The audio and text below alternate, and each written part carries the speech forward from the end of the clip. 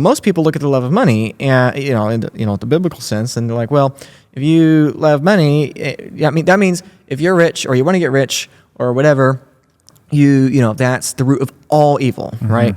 From rapists to idolatry to everything else, right? That's the root of all evil. But that's actually not what the Bible says, right? I mean, if you look at translations and you look at, what is actually being said there, the love of all money is the love of earthly things, because money is the one thing that we use to exchange for anything else in the world, right? And so the love of money, it's not money, it's the love of the things at which money can acquire, the things of this world, right? Which can also mean good things, okay? The love of money is the love of anything in this world, the love of more status and ego. I got more dollars than you. I got more Bitcoin than you. I'm better than you, right? That is the love of money. That's idolatry. That's pride. That's that's sinful. Also good things, right? It's like I love I love my wife more than life itself, right? I love my wife more than God, right? Like God would have a problem with that, right? God is a jealous God, right? That's what the Bible says, right? So that would be, anything of this world is that desire, right? And ultimately, if we go back to the very beginning of the problem, right? Because the root problem of the world is not the state. The root problem of the world is sin. Ultimately, if we go back and back and back, even Adam and Eve, that also, in a different sense, is the love of money. Because what was the fall?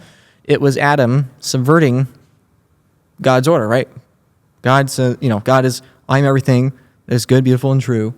I am the way, the truth, and the life, right? I'm the bread of life. And Adam and Eve, said, no, we're going to reject your rules, and we're going to do our rules, right? And that's something that people outside, the Bible have trouble understanding, is that what does a fruit have to do with anything, right? Like, what does it make sense? And of course, there's many, other passages in the Bible that, don't make sense, but it's not about the fruit. It's about, there was a rule with that fruit, the knowledge of good and evil, right? And humans decided to partake in it, right? Humans had the opportunity to do that, right? And this is, I think I've heard you say this before, but it's very true, is that you can't be good without also having the capability to be dangerous, right? You have to have the option, you have to have the capacity, right? It's like, if I don't have the ability to shoot you and I don't shoot you, that doesn't mean that I'm morally good, right? Right? And so, if I do have the option and I choose not to, right? This is being meek, right? Many people have heard this before. Being meek is not being weak. Being meek is sheathing your sword, right? Yeah, knowing how to use your weapon but choosing to keep it sheathed. Right, precisely. So anyway, my point there is that what is the love of money? The love of money is pride. And what is pride? Pride is the subversion of God's authority in favor for your own authority. God is, a good teacher and a helper, but at the end of the day, I make the choices about my life. I'm a good person. I have done the work to be worthy of justification. Jesus is not the one that did the work for me. I'm the one that did it. So in my view, and this is a lot of different rabbit holes I'm going on, but to your point, all these rabbit holes, I guess we're going back from the clickbait discussion. But I think you bring up a really good point about how in this modern world, I think fiat and wealth inequality from fiat incentives kind of perverts this more, right? Because as we have fiat incentives that are distorting wealth in favor of asset holders at the expense of currency savers, what that's doing is that it's giving this wealth inequitably, right? People like, let's say Elon Musk, an example, meritocracy, right? Those people, they're building stuff. Most people don't have a problem with them. They have a problem with the leeches. They have a problem with the parasites, right? And so then that increases the mental, emotional, right? Every argument's an emotion. It increases the emotional connection we have to having money evil. And then ultimately we kind of subconsciously pervert this common phrase that, yes, is a Christian phrase and a deep theological rabbit hole that I could keep going down, I guess. But also, the love of money is all evil. It's just a common cliche. It's something we all say, right? And the more we say it and the more we get involved, the more our own emotional understanding of it gets perverted by a church that's not correcting that and a fiat monetary incentive that's increasing this emotional connection to this false truth people have. And then that's just where you get all these distortions. So anyway, at the end of the day, I do want to get rich. I think you want to. I think everybody wants to get rich. But to me, it's not about the thing. It's not about the fruit. It's not about the wine versus the whiskey. Why do I go and get rich? Do I want to get rich because I want to retire and I want to, be lazy and cruise the world and, just, stimulate my mind and my body for the rest of my life, right? Is that what I want? Or do I want to get rich? Not because it's my identity, not because it's what I must do, but because God is my master. I am a slave, right? I'm a slave to Jesus Christ, and I'm going to do what he wants me to do, right? And then that gets the free will discussion.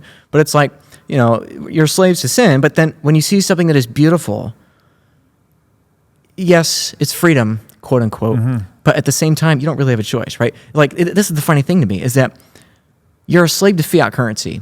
You're a slave. You don't have a choice, right? There is a nation state that's the most powerful human organization in the world that will point a gun at you and throw you into jail if you don't give us these tokens we print out of thin air. You're a slave to fiat. But then you find Bitcoin. And once you find Bitcoin, you understand Bitcoin, you start working for Bitcoin. You start caring about Bitcoin. Like myself, you start thinking about Bitcoin. You literally forget to eat. You stay up literally all night. You can't stop thinking about this person. I can't stop having conversations with people. I can't stop making these podcasts. I can't stop talking to people, taking photos with people, signing stuff, reading books, reading articles, watching podcasts, listening. It's like I work for Bitcoin way more than I ever worked for fiat, right? And so, yes, I'm free and pursuing and serving this good thing that's Bitcoin, but ultimately, I'm still kind of a slave to it, right? Because when you see and internalize something that's good, beautiful, and true, you can't help but being drawn to it. And so, anyway, to me, in the same way, it's the same thing with Jesus, right? I am free, and my yoke is light with him, right? But at the same time, I'm a slave, right? And that's kind of the nuance there. It's kind of the beautiful, crazy irony with it, is that I'm a slave, right? Every second of my life, I'm serving him. And this is the problem that the church had in the 20th century. But it's opt-in. Right. Yeah. You opted in, so it's like. Right. Sorry to interrupt. But there's the paradox of freedom. That there's a book, The Role of the Individual in History, and he talks about that very thing. It's like freedom is this phenomenon where you accumulate all these options and paths and choice. You have all these options you've created for yourself, but at some point, you reach a point in your freedom journey where you find the one option that you can't not do. Right. So then all of a sudden, all of that option set collapses. You found your passion or your purpose or your path in life, whatever you want to call it, and then you become enslaved to that. But it was an opt-in, right? There was no gun to the head. There was no coercion. It was you freely exploring your talents and the world and finding a fit between the two, and then you found the thing that you just must do. Yep. And for a lot of people, it seems like Bitcoin provides that. Right.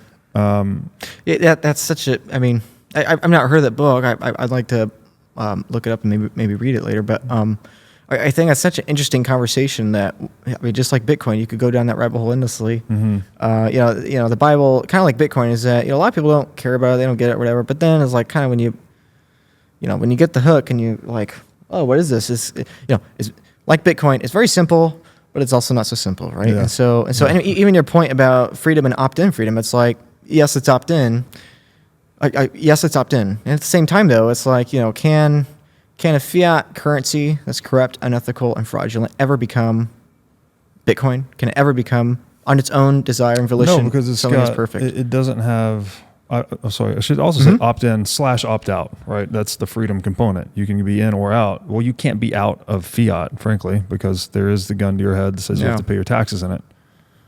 Right, so there's no opt-out to fiat, so I don't think it can ever be an ethical equivalent. Yeah, and I'm saying maybe literally it's opt-in, opt-out with Bitcoin, but my point is, I'm using Bitcoin and fiat as a metaphor for, let's say, light and darkness. Let's say, Jesus, which is what I believe. But it's like, yes, Jesus is opt-in, opt-out. You could say that, but at the end of the day, if Jesus grabs that, like for me, I have the conviction of grabs your heart, like, okay, yeah, Jesus is opt-out, but not for me. Like, I'm not leaving. In the same way many Bitcoiners will relate. It's like, yeah, you could opt out of Bitcoin back to fiat, sure. Yeah. But are you going to do it? Exactly. No. You're a slave to Bitcoin. Yes, you're free, but like you've seen something so beautiful and captivating that's getting you obsessed and where you care about it. You can't help but desire it more. That event horizon and the paradox of freedom. It's like you found the thing that you can't not do, right? Which is Bitcoin or Christ for you. Thanks for watching. If you enjoyed this episode, click here to find more just like it, and here to find our most recent episode. Also, make sure to like this video to help shine light on the corruption of money, and be sure to subscribe to this channel to stay connected.